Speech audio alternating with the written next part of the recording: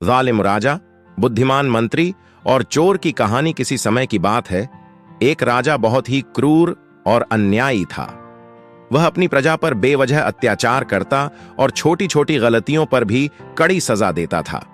प्रजा उसके जुल्मों से परेशान थी, लेकिन कोई भी उसके खिलाफ बोलने की हिम्मत नहीं करता था।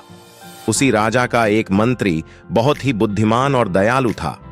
वह हमेशा राजा को न्याय और दया की राह पर चलने की सलाह देता, लेकिन राजा अपनी जिद पर अड़ा रहता। चोर की परीक्षा एक दिन राजा के महल में चोरी हो गई। चोर बहुत चालाक था और उसने कोई सुराग नहीं छोड़ा। राजा गुस्से से आग बबूला हो गया और उसने आदेश दिया कि जब तक चोर पकड़ा न जाए सभी को कड़ी सजा दी जाएगी।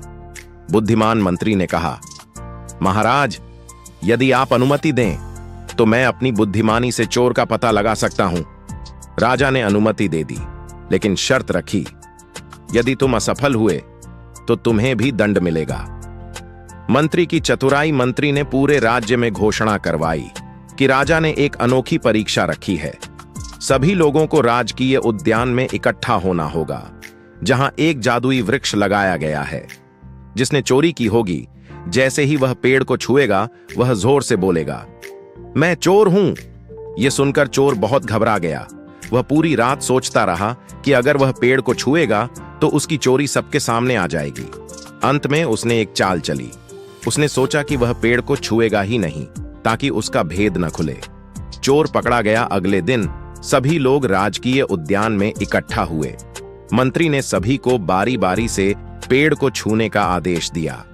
हर व्यक्ति निडर होकर पेड़ को छूता गया, लेकिन जब चोर की बारी आई तो वह पीछे हट गया और पेड़ को छूने से इनकार कर दिया। मंत्री ने तुरंत घोषणा की, यही चोर है, क्योंकि वही है जो पेड़ को छूने से डर रहा है।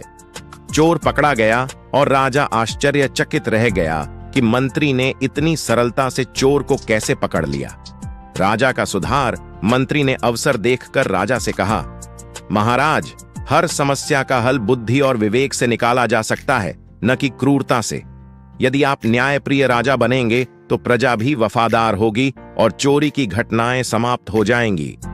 राजा को मंत्री की बात समझ में आ गई और उसने वचन दिया कि वह आगे से न्याय और दया से राज्य करेगा।